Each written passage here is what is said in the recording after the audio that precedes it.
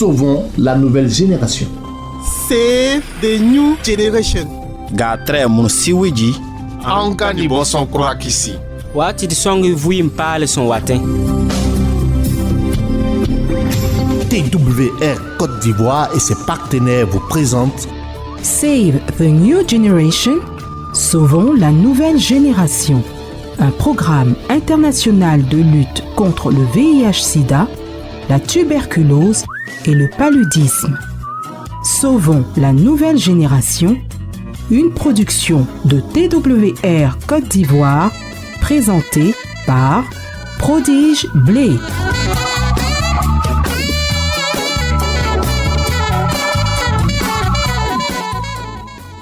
Au commencement était la parole de Dieu et la parole de Dieu nous a recommandé de n'avoir de relations sexuelles que dans le cadre du mariage et aujourd'hui cette valeur tend à s'effriter, surtout en Côte d'Ivoire. Pourquoi est-il difficile aujourd'hui d'affirmer qu'on est vierge? Pourquoi ont-ils honte aujourd'hui de dire qu'ils n'ont pas eu de relations sexuelles? C'est de cela que nous allons parler tout à l'heure. Nous sommes là pour la deuxième partie, gardons le contact et retrouvons-nous dans notre rubrique de discussion GPS. Gros plan sûr maintenant.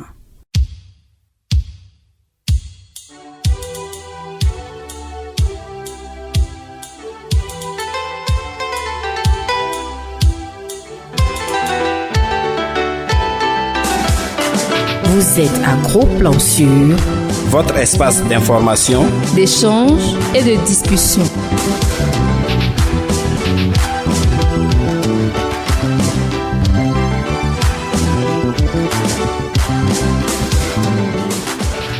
Gros plan sur pourquoi est-il difficile pour les jeunes d'affirmer aujourd'hui leur virginité. Nous en parlerons avec nos invités du jour. La dernière fois, nous n'avions pas de femmes ou de jeunes filles. Anne Seri, bienvenue à toi. Merci. Alors Anne Seri, tu te présentes à nos auditeurs. Je suis Anne Serilou, étudiante en finance comptabilité. Quelle tranche d'âge? 20, 30? J'ai 23 ans. 23 ans. Ah ok, je n'ai pas voulu que tu dises, mais tu l'as lâché. Alors elle a 23 ans. À côté de Anne, on a le pasteur Asamoah Franck, président d'une œuvre chrétienne. Il est jeune, il s'est marié jeune, il s'est gardé jusqu'au mariage. C'est un témoignage vivant de ce dont nous parlons. Pasteur, encore une fois, bienvenue à ce plateau de discussion. Merci Madame Blé. Aujourd'hui, vous êtes un peu reposé. La dernière fois, vous étiez tout fatigué. Alors, le déménagement s'est bien passé. Hein? C'est très bien passé. Bien installé. Bien installé, bien reposé. Bien reposé. Aujourd'hui. Oui, je vous sens plus frais aujourd'hui. De vie, voilà. Voilà. D'accord. Alors, pasteur Asamoah, si certains auditeurs ont manqué un peu votre présentation, qu'est-ce que vous pouvez leur dire succinctement pour qu'ils vous connaissent mieux? Oui, je suis le pasteur Franck Asamoah, président de la mission évangélique Christ le Rocher, 6 à Benjeville. D'accord. On a Yves Akafou qui est notre troisième invité. Lui, il est étudiant en philosophie. C'est cela. Quelle année? Master 2. On est là pour savoir un peu pourquoi c'est difficile aujourd'hui d'affirmer la virginité. Chacun de nous a été confronté à ça. Moi, j'ai été confronté à ça. Toutes les personnes sur ce plateau ont été confrontées à ça. On va déjà revenir sur ce qu'on avait dit la dernière fois. On a donné certaines raisons. Alors, je vous écoute, pasteur Asamoah.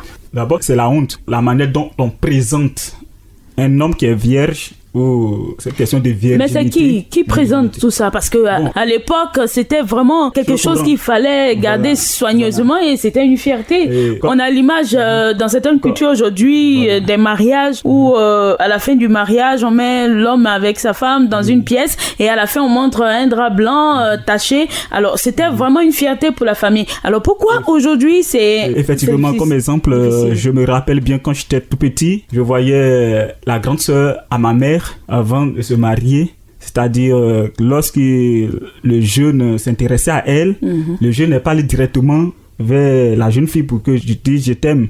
Le jeune homme allait voir une personne respectable et c'est cette personne-là qui est venue directement en famille rencontrer les parents. Et c'est eux qui ont organisé leur rencontre. Est-ce que ce jeune homme-là peut vraiment tenir?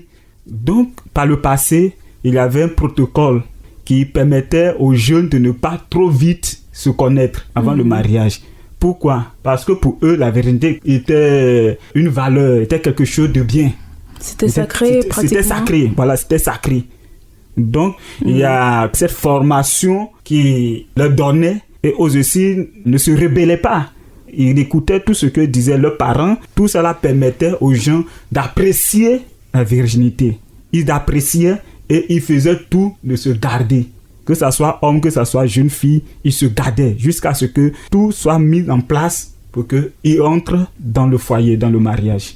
Donc aujourd'hui, ce que nous voyons, c'est l'information qui est mal donnée. Parce qu'aujourd'hui, on nous dit, tu restes vierge, tu risques de prendre des maladies. Vous voyez, non? Donc, en milieu des jeunes gens, bon, ça peut être à l'école, ça peut être entre amis. Pour quelqu'un qui est vierge, tout de suite, les autres, s'ils apprennent, ils peuvent se mettre à rigoler, à se moquer. Ah, mais tu es en retard. Ah, mais tu vas te prendre une maladie. Et on parlait de coagulation. Vous voyez, tout ça là ne peut pas permettre aux gens d'affirmer leur virginité. Anne Seri, je suppose que tu as été confrontée à une telle chose à une certaine époque de ta vie. Je ne sais pas si tu es toujours confrontée à cela. Bon, c'était pas difficile pour moi parce que j'avais, comme le pasteur l'a dit, la connaissance. Je savais que bibliquement, c'était quelque chose de préconisé. Moi, je savais depuis le début que Dieu nous demandait à tous de pouvoir nous préserver de l'impudicité. Donc, c'était une fierté pour moi de pouvoir dire à tout un chacun que je suis vierge. Voilà. Dans quel cadre? Avec des personnes qui connaissent le Seigneur ou bien avec tout type de personnes? Tout type de personnes. Mais évidemment, c'est un peu difficile avec les personnes qui ne connaissent pas le Seigneur. Mais de nos jours, même avec les personnes qui connaissent le Seigneur, c'est difficile. Ah bon? Parce que les médias, partout dans le monde, j'ai l'impression qu'on fait, j'ai pas l'impression, c'est une évidence, on fait la promotion de la sexualité, de l'impudicité. Quand je prends par exemple l'exemple des médias, d'Internet, quand je prends aussi l'effet de mode, par exemple, entre jeunes, il y a toujours des discussions comme ça où chaque jeune fait un peu la promotion de ses conquêtes. Il essaie de dire un peu, voici ce que je fais. Je ne suis pas vierge et je suis fière de cela parce que grâce à cela, j'arrive à avoir plusieurs conquêtes. Et lorsque tu dis comme ça que tu ne connais pas ça, que tu es vierge, c'est tout de suite des railleries. Tu es confronté à des moqueries de la part de tes amis. Voilà. D'accord. Alors, quand toi, tu t'es confronté à ce genre de choses, aux railleries, aux moqueries, qu'est-ce que ça te laissait comme impression? Qu'est-ce que ça avait sur toi comme impact? Bon, moi, j'étais fière, comme je le dis, parce que j'ai le Saint-Esprit. Et le Saint-Esprit me convainc du fait que ce que je fais est bien. Partant de ce fait-là, je n'avais pas de raison de me sentir frustrée. Mais j'avoue que parfois, lorsqu'on baisse un peu dans la foi, ça devient difficile. Ça devient difficile. On est tenté de succomber à l'impudicité. Mais grâce à Dieu, on finit par tenir bon. On finit par tenir bon, ce qui suppose que tu as gardé cette virginité. Okay. Et aujourd'hui, tu l'affirmes sur nos antennes haut et fort que tu tiens la barre. Alors, Yves Akafou, qu'est-ce qui peut encore expliquer pour un jeune cette difficulté à affirmer sa virginité? Oh, c'est dû au contexte social lui-même, à mon avis en tout cas. C'est dû au contexte social, à la représentation qu'on se fait du sexe. Elle a parlé tout à l'heure des médias, de plus en plus, c'est vraiment la promotion de la sexualité. C'est quelque chose de normal. Ça fait partie de la vie. Il faudrait qu'on en jouisse comme on l'entend, comme on le veut, sous prétexte qu'on est libre. La gaieté sexuelle qui caractérise l'Europe nous est parvenue aujourd'hui. L'Afrique était caractérisée hier par la pudeur. C'était vraiment la pudeur. Il y a des choses dont on parlait pas en public. Il y a des choses dont on parlait même pas à haute voix, même quand on était à la maison. Mais aujourd'hui, la pudeur, c'est vraiment plus ce qui caractérise l'Afrique. En tout cas, la pudeur s'effrite de plus en plus. Donc le contexte social est tel que dire qu'on n'a pas connu d'hommes, qu'on n'a pas connu de femmes, nous expose à des railleries, nous expose à la marginalisation. À l'école, par exemple, un jeune de 5e, de 4e, de terminale qui ose dire à ses amis que lui ne connaît pas d'homme, c'est sûr que tout de suite, il sera mis à l'écart.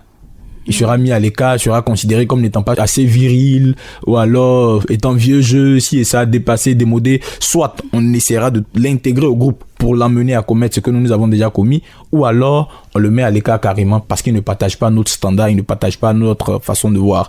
Et donc ce qui fait qu'on a honte d'affirmer sur la place publique notre virginité, c'est la représentation qui est faite du sexe. Donc dans ce contexte-là, chacun se dit mieux vaut garder ça pour soi. Alors comment tu te sentais dans le groupe? Est-ce que tu as eu à affirmer au groupe que tu n'avais pas eu de relation sexuelle? Si oui, quelle était la réaction des autres? Oh, La grâce de Dieu, c'est que on s'est un peu vite converti quand même. Donc, les amis que moi j'avais, c'était surtout des frères et des sœurs en Christ. D'accord. Voilà. En milieu chrétien, c'est encore une valeur. Même si, comme elle a dit, ça s'effrite de part et d'autre, mais c'est encore une valeur. Donc, à ce niveau, il n'y a pas vraiment de problème. Pas vraiment de problème. Prenons le cas d'une personne qui a vraiment des difficultés à dire qu'elle n'a pas encore eu de relations sexuelles et se retrouve dans un groupe où on fait vraiment l'apologie des actes sexuels, on s'en vante. Alors, quelle sera l'attitude de cette personne?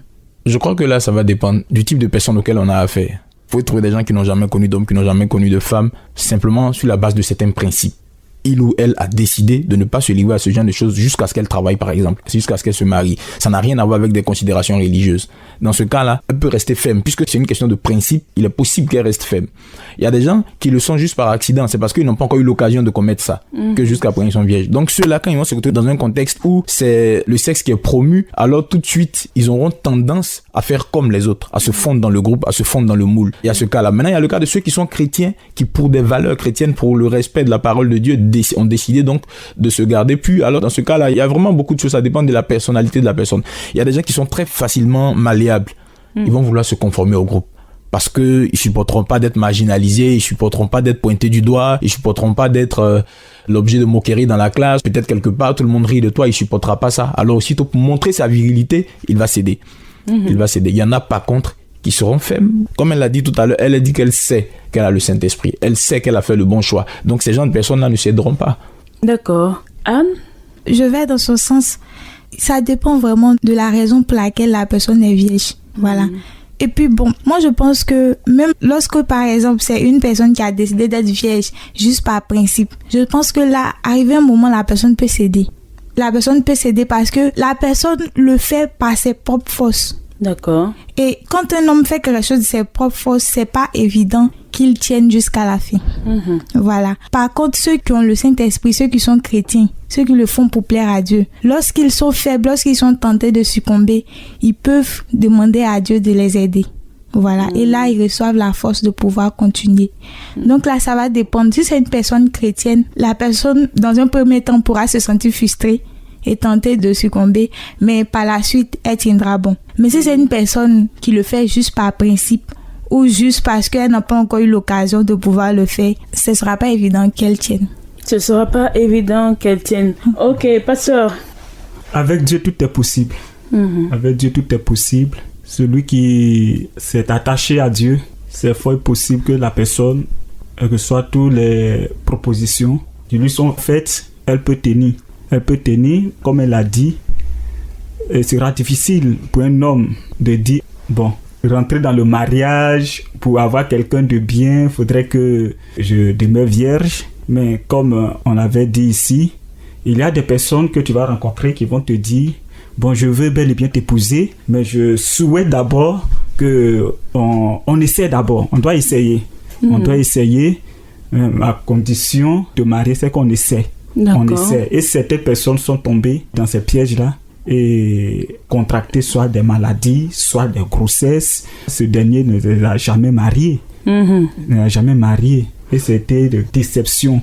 Donc aujourd'hui, l'attitude que vous pouvez adopter, c'est vraiment savoir que en nous se trouve le Saint-Esprit, comme elle a dit. Et quand nous regardons le Saint-Esprit a sa nature. C'est en cela que nous pouvons... D'accord. Même si ce n'est pas de vous qu'il s'agit, imaginez une personne qui se retrouve dans un groupe où on fait la promotion des actes sexuels. Alors, cette personne peut adopter quel genre d'attitude? À partir du moment où quelqu'un se retrouve dans ce groupe, il y a problème. On choisit ses amis. Ses parents, on les choisit pas, mais ses amis, on les choisit. Donc, si lui s'est retrouvé dans ce groupe, ça veut dire que dans une certaine mesure, lui-même, il a déjà ouvert une porte. On a eu 5 ans, puis on a grandi, on s'est retrouvés, donc on garde l'amitié. Oui, l'amitié, peut-être que ça serait fort. Finalement, est-ce que c'est vraiment des amis? Ça peut être même des camarades, mais des amis, ça devient un peu fort. Mais dans un tel contexte, il est probable, fort probable, que la personne cède. Fort probable, parce que vous l'avez dit vous-même, les mauvaises compagnies corrompent les bonnes mœurs. Si le gars, il se retrouve dans un groupe où ce n'est que ça, c'est ce qui fait l'ordre du jour. Quand on se réunit, quand on est entre amis, on est en classe, entre deux coups, on ne parle que de ça. Au quartier, quand on va jouer au football, on a fini, on est assis, on ne parle que de ça. Finalement, il est possible, sans le vouloir même, qu'il reproduise ce qu'il entend toujours. Parce que le problème, c'est quoi? Le fait est que, à force d'entendre cela avec ses amis, d'en parler, C'est comme quelque chose que vous sémiez en vous. Les paroles sont une semence. Vous entendez ça chaque jour, quotidiennement avec vos amis. Vous en parlez. Même quand vous n'en parlez pas, eux, ils en parlent autour de vous. Et vous êtes tout le temps avec eux. Vous êtes dans ce groupe-là. Sans que vous ne vous en rendiez compte, ça va commencer à façonner votre façon de vous comporter. À un moment donné, inconsciemment, il risque de se demander, mais est-ce que moi-même je suis normal?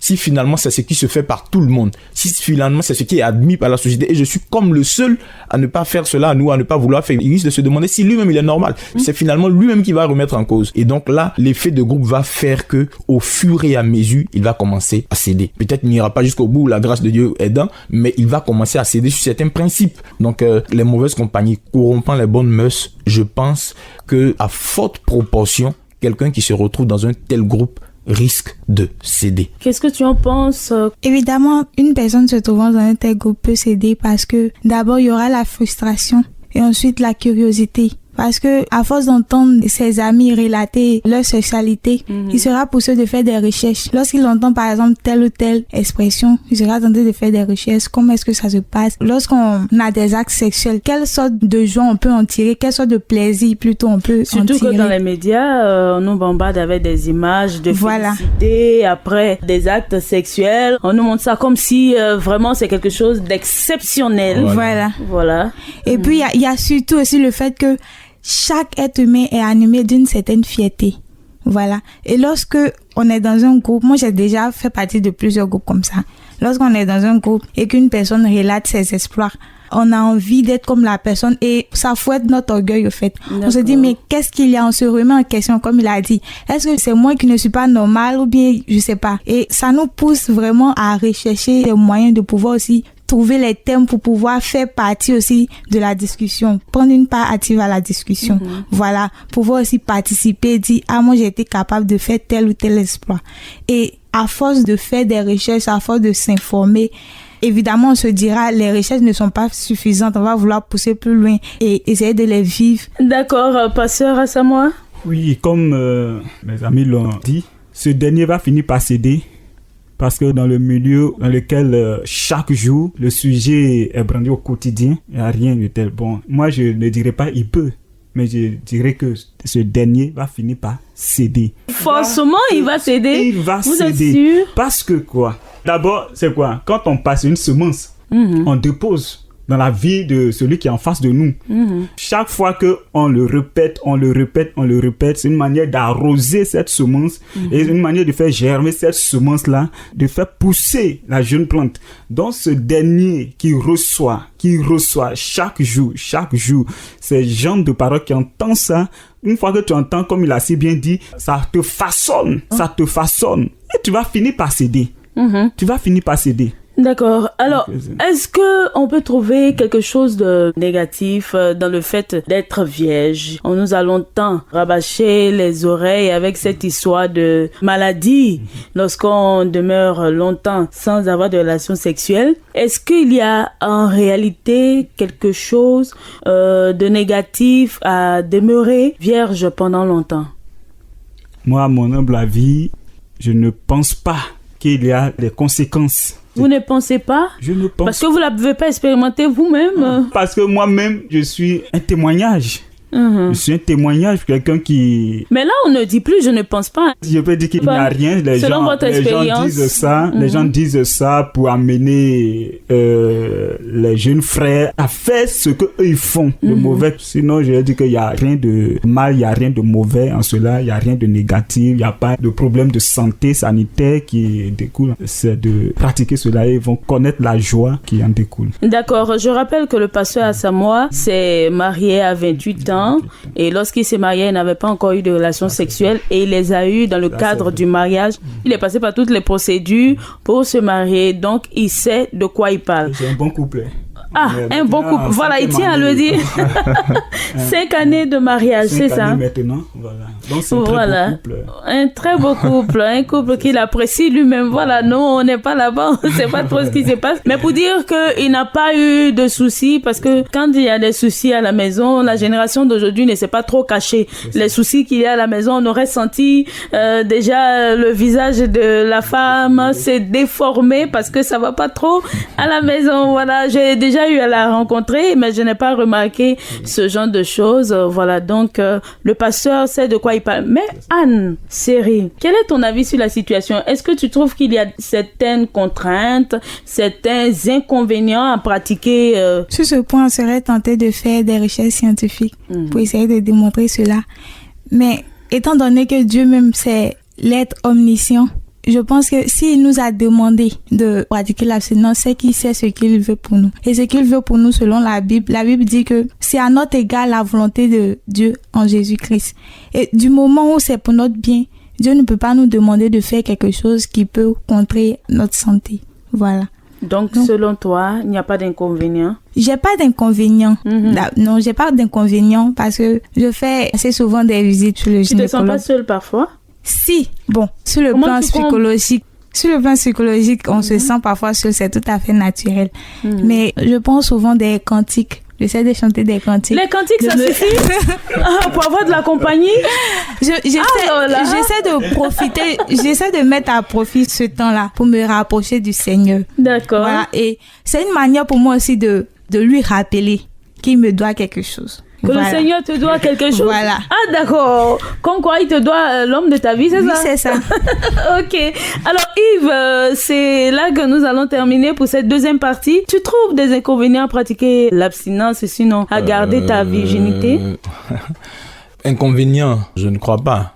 Pour moi, je partage l'avis du pasteur. Je crois que si ça causait vraiment des problèmes de santé ou des trucs de ce genre, ce serait su de tous. Mais t'as pas eu de problème de santé particulier en pratiquant cela? En pratiquant l'abstinence, non. Non.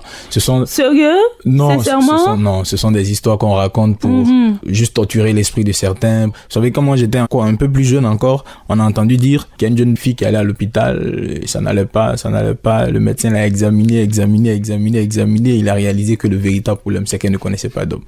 Donc là, on a demandé, si le coup, si elle veut guérir, il faut vraiment que les gens passent à l'acte. Il n'y avait que son frère qui était là, on a appelé le frère dit qu'il ne peut pas faire. Donc la situation était telle que le médecin se serait vu obligé de c'est une histoire réelle. Non, je ne crois pas que ce soit réel. Je veux dire, ce sont des choses, on était enfants, on les a entendues, mais bon, inconsciemment aussi, ça nous a influencés. Ça nous a influencés jusqu'à ce qu'on réalise que ce sont juste des histoires qui sont racontées ça et là pour perturber. Je pense pour ma part que il n'y a pas d'inconvénient majeur. Maintenant, il a parlé des difficultés, c'est-à-dire de la solitude. Si l'homme, à un moment donné, ne se sentait pas seul, il ne sentirait pas le besoin de se marier. Si la femme ne se sentait pas seule, elle ne sentirait pas le besoin de se marier. Donc, c'est tout à fait normal qu'à partir d'un certain âge, on sente un certain vide quand on est célibataire, quand on n'est pas marié, quand on n'est pas dans ce genre de relation. Bon, là, tu parles de façon générale. Est-ce que toi, tu te sens seul?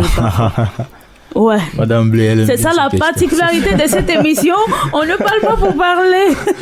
On est plus direct. Là, vous posez des questions très directes. Mais bon, c'est pas mauvais. Oui, ça arrive. Est-ce que tu te sens seul parfois? Ça arrive. Tu prends des cantiques aussi ou bien tu appelles l'une de tes sœurs en Christ? Non, chacun. Ou bien un frère en Christ pour te tenir compagnie? Vous savez, chacun a sa manière de... C'est ta manière qu'on veut savoir. De toutes les façons, ton secret, ton style... On peut rien faire d'autre. Étant donné notre état. On sait que c'est pas possible. Donc même quand on se sent seul, mais bon, il y a forcément des frères en Christ qu'on a, on discute, on prie, et puis bon, ça passe. Et puis ça arrive à passer?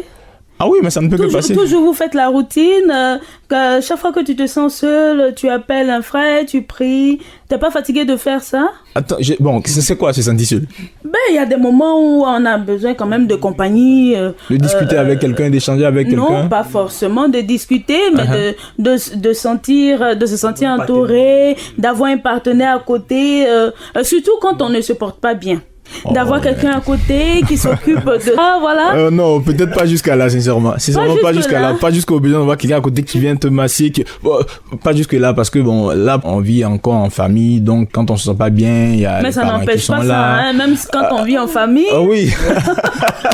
Non, je ne dis pas. Moi, le vrai secret, comment tu t'en sors? Je ne dis pas que... mais bon, les parents sont là, les amis sont là, les frères sont là. Est-ce que maman est disponible pour toi seulement? Il y a le père qui est la priorité. Oui, ils sont là, on discute. Mais il y a des sujets dont on parle pas avec papa, avec maman, c'est clair. Honnêtement, il y a des sujets dont on parle pas avec eux, qui restent dans notre cœur et puis On ne peut que prier sans remettre à Dieu et puis ça passe, quoi. Mais est-ce que la prière passe sincèrement? Comment tu pries en temps de solitude? Parce qu'il y en a en temps de solitude qui ne prient pas mais qui murmurent, ou bien qui préfèrent sortir, qui appellent un des amis, bon, j'ai envie de sortir, et puis à l'une de ces sorties, quelque chose de bizarre peut se passer. Donc je veux savoir comment vous vous en sortez pour voir si quelqu'un peut être encouragé par votre méthode. Oh, la prière, c'est d'abord la première chose, de toutes les façons. Parce qu'elle a dit tout à l'heure, on a dit que c'est vrai que c'est pas surhumain, mais quand on est en Christ, on a vraiment besoin de la force du Seigneur pour résister. Donc c'est vraiment la prière d'abord, se rapprocher encore plus de Dieu. D'accord. Pour combler le vide qui est là. Maintenant, bien évidemment, Dieu aussi comble ce vide à travers certains frères qu'on a, certains témoignages qui nous parviennent, ça et là. Bref, on a vraiment plusieurs méthodes, mais vraiment, je crois pas, à mon avis, je crois pas qu'il y ait une panacée. D'accord. Alors, on aura le temps de revenir sur cette question et puis de voir en même temps les conséquences liées à la perte de la virginité. Puis, on proposera beaucoup d'astuces pour aider ceux qui nous suivent à demeurer abstinents ou à demeurer vierges. Voilà. Nous nous retrouvons la prochaine fois. Si vous avez une astuce, vous qui nous avez suivis et que vous êtes dans cette situation, n'hésitez pas à nous écrire au 08 38 90 86 ou nous appeler également. Vous pouvez composer aussi le 05 51 49 06. Nous avons notre page Facebook où vous pouvez vous exprimer librement. Vous tapez espace SNG et vous aurez accès à notre page. C'est ici que nous mettons une pause pour cette deuxième partie. Nous nous retrouvons pour la troisième partie la prochaine fois. D'ici là, que la sagesse de Dieu vous anime et n'oubliez pas, tenez ferme. C'est pour vous la volonté de Dieu d'être abstinent.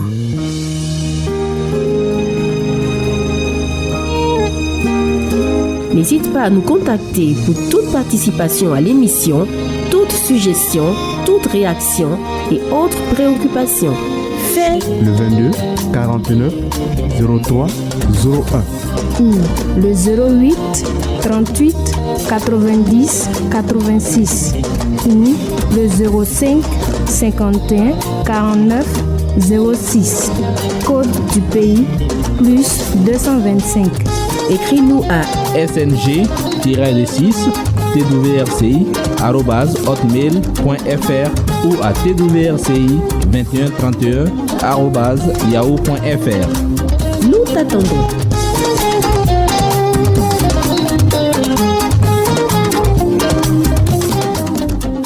Abstinence jusqu'au mariage pour éradiquer le taux élevé d'infection parmi les jeunes. Que Dieu soit avec vous.